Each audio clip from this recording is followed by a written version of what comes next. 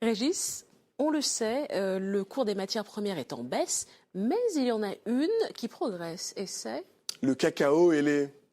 Alors, je ne déroge pas à nos habitudes. J'ai amené quelques échantillons. Monsieur Gouette, voici des fèves de cacao, de la poudre et même une tablette de chocolat. Nous allons pouvoir nous régaler. Alors, nous avons raison d'être fiers. L'Afrique est le plus grand fournisseur de cacao. Jetons un œil sur la carte qui s'affiche. Elle nous montre les principaux producteurs de fèves de cacao dans le monde.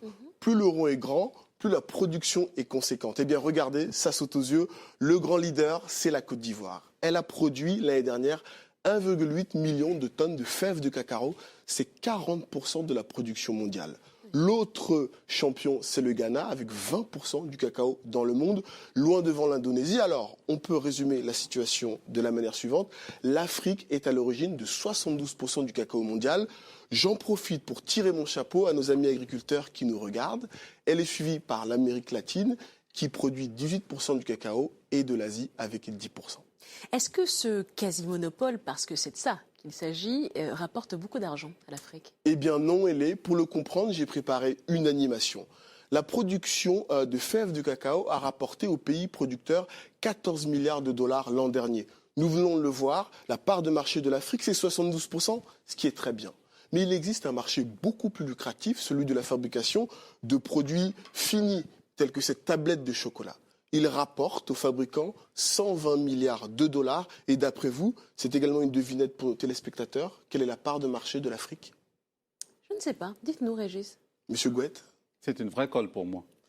3%. Vous vous rendez compte? 3% seulement. C'est insuffisant, c'est le moins qu'on puisse dire. Alors, il faudrait faire quoi pour que ça nous rapporte vraiment? Eh bien, transformer davantage de cacao sur place. Lorsque vous prenez des fèves et que vous les réduisez en beurre ou en poudre de cacao, vous obtenez un produit semi-fini qui va permettre de fabriquer des biscuits et autres confiseries au chocolat. Cette étape, c'est la première transformation. Alors, au passage, j'en profite pour signaler que la Côte d'Ivoire a été le pays l'année dernière qui a transformé les plus grosses quantités de fèves de cacao. Et néanmoins, il reste un peu de chemin à parcourir. Effectivement, en réalité, lorsqu'on compare les quantités de cacao transformées sur place par rapport à la production globale, on se rend compte que nous sommes en retard. C'est ce que démontre le graphique qui va s'afficher. Qu'est-ce que nous voyons? Eh bien que le Brésil transforme dans ses usines 95% de son cacao. L'Indonésie atteint 90%. Regardez, la Côte d'Ivoire et le Ghana, on est autour de 30% seulement. Et la difficulté, c'est que pour transformer davantage, il faut ouvrir des usines. Et les usines, ça coûte cher. Ça coûte cher. Heureusement, on progresse bien grâce à l'initiative Cacao africain lancée par la Banque africaine d'import-export. L'établissement compte investir 150 milliards de francs CFA afin d'octroyer à des investisseurs africains des prêts à taux préférentiels. Grâce à ce programme, certaines sociétés ont pu acquérir des équipements et accroître leur capacité de transformation. D'ailleurs, d'ici 2020, la Côte d'Ivoire a l'intention de transformer localement 50% de son cacao. Et vous avez une autre bonne nouvelle, Régis. En effet, est-ce que vous savez, oui, on l'avait vu en reportage, l'an dernier, la Côte d'Ivoire a inauguré la première chocolaterie du pays. Nos téléspectateurs pourront bientôt manger du chocolat made in Côte d'Ivoire. Alors cette usine, elle traduit une évolution importante. L'Afrique devient un marché pour la consommation de chocolat. C'est ce qu'attestent les chiffres, puisque sur les 5 dernières années, la consommation a augmenté de 30% et il n'y a aucune raison que ça cesse.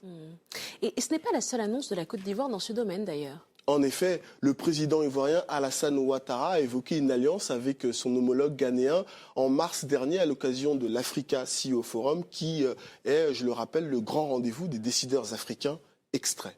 Peut-être que, Monsieur le Président, si nous arrivons à faire du beurre et de la pâte de cacao, nous pourrons créer un genre d'OPEP chocolatier. Comme ça, nous serons en mesure de fixer le prix du chocolat et l'appliquer à nous-mêmes plutôt que de subir le prix du chocolat qui nous est vendu en importation. Qu'en pensez-vous?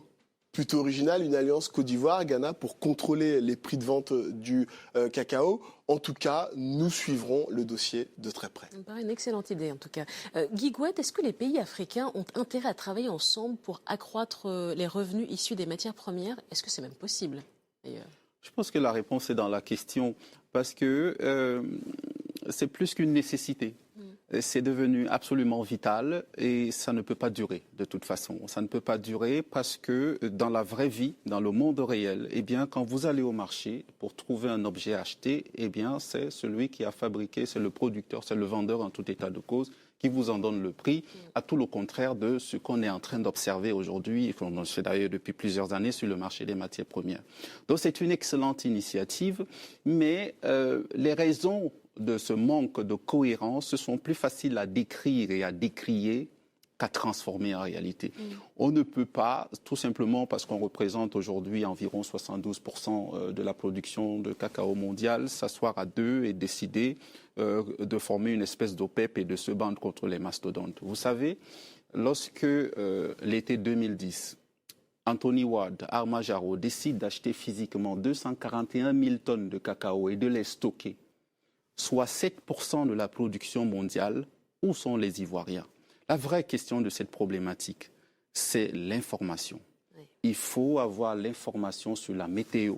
Il faut avoir l'information sur ce que sera le marché demain. Ce que j'entends en tout cas, c'est que l'information reste le nerf de la guerre et ça, c'est votre domaine.